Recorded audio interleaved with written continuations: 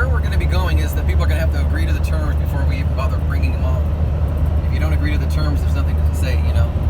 If you're going to be unfaithful to God, you're eventually going to be unfaithful to us. So there's no point in agreeing. And I have my beliefs about what it means to agree with God. And you have to do this thing. You have to bring your record collection here and put an axe through it, or I'll do it for you on your own free will. There's going to be a standard for jumping into my group.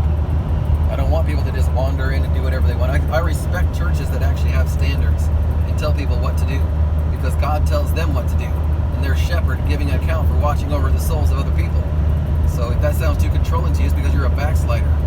That's why you don't want to hear my preaching, because you're a backslider. You love the world. You hate marriage. You don't respect the way God has things. You're out of the ordinance of God. Of course you don't like me.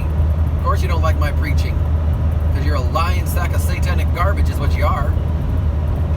Anyone who doesn't agree with my preaching is a lousy sauerkraut satanic sandwich. That's what you are. Rotten to the core.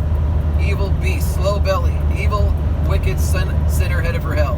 For those who disagree with my preaching. That's what I'm saying. I'm not saying that this is the only way. What I preach is the only way. If you didn't hear that, if that's not what you got from all my preaching, you didn't hear my preaching, because that's what I said. Jesus said, narrow is the way that leadeth to life. And I know that so many people don't show evidence of having found it.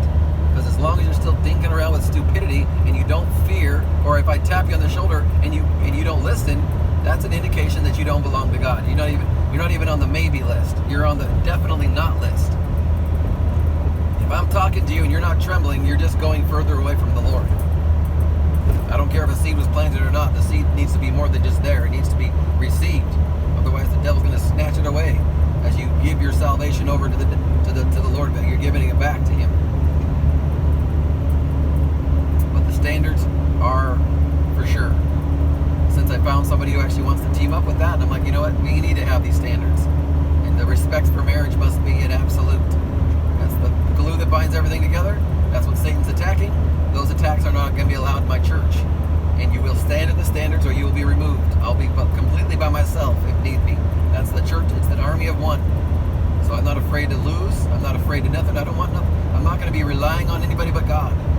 And I got to start leaning completely on Him and fearing no man, whether you come and go. I don't need it. I don't care. You talk good about me or you talk bad about me. I don't care. God's got the final word, and you're gonna let your words justify you. By your words you're justified, or by your words you're condemned. When you speak against this ministry and this ministry is of God, you're speaking against God. Clearly.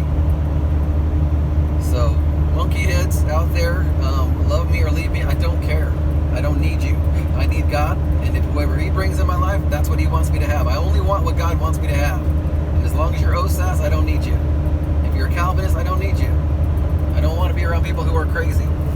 You know, you're an insult to the human race, let alone a Christian. If you're a Calvinist, unless you have a way of explaining it that doesn't sound like Calvinist, then great. Just like I've talked to Catholics who are Catholic doctrine is insane, but when you ask them the questions, they speak like a normal